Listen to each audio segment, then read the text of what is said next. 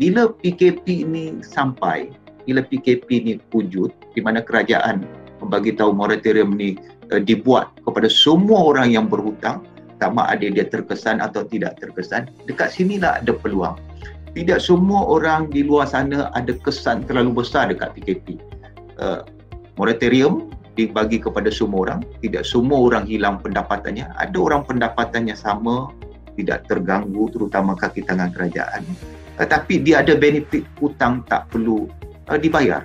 Jadi dekat situlah ada lebihan duit dekat situ bila dia berlaku moratorium.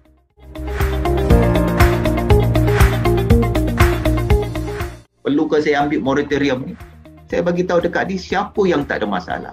Yang tak ada masalah bermaksud dia ada simpanan 6 bulan gaji dia. Orang tersebut dianggap tidak ada masalah dan ada pilihan untuk tidak mengambil moratorium. Tapi kalau kita just mampu membayar bulanan tapi kita tidak ada simpanan, nasihat saya ambil.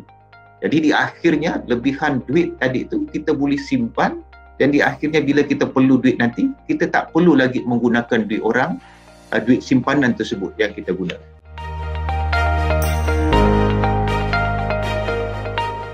Apa beza ada orang yang ada moratorium, yang tak ada moratorium? Semua orang tahu, kita baca dekat Facebook, di mana orang yang ambil moratorium ni, dia dibagi holiday payment untuk tempoh 6 bulan tak perlu dibayar. Tapi yang non-moratorium, kena bayar setiap bulan.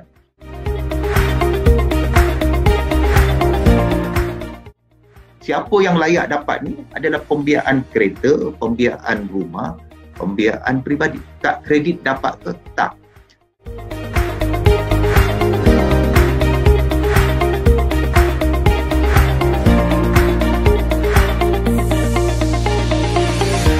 Settlekan kereta. Tapi kalau kita tengok dari segi interest, andai kata dia dua-dua dia mampu nak bayar, contoh dia saya punya hutang tadi 17,000 dekat kereta, pinjaman peribadi 13,000.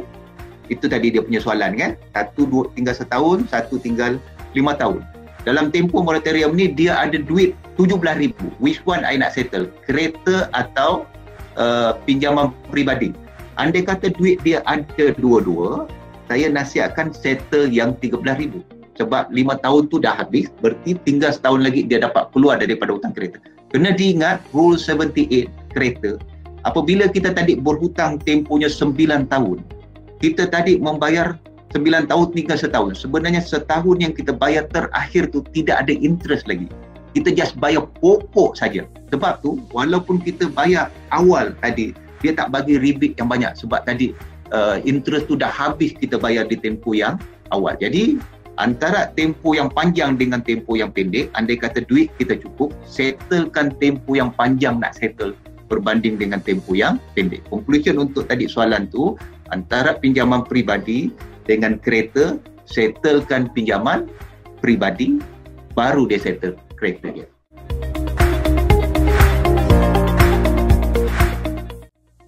So, nampak gaya, saya dari dulu tak berapa suka melabur dekat BSKL disebabkan selalu terkena, sebab bukan bidang saya. Tapi di akhirnya bila keadaan begini, hati saya terbuka untuk melihat BSKL balik disebabkan saya dah lalui dulu waktu tahun 1998. Waktu kerajaan Malaysia kita melalui kemelesetan ekonomi, semua orang takut untuk membeli saham. Tapi ada kawan saya yang berani. Waktu orang berani dia takut, waktu orang takut dia berani. So dialah orang yang dapat benefit di atas keberanian dia. Saham yang dibelinya dengan harga 30 sen menjadi RM3 di akhirnya. Jadi andai kata kita ada lebihan, namun benda tersebut kita perlu ada holding power. Mungkin kita nampak ni tempohnya 2 tahun. Andai kata kita melabur hari ni, kita tak boleh nak menjual apa yang kita labur dalam tempoh 6 bulan. Mungkin kita kena letak untuk long term.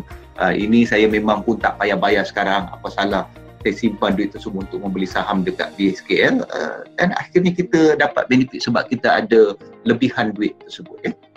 Jadi silakan, saya pun nak masuk.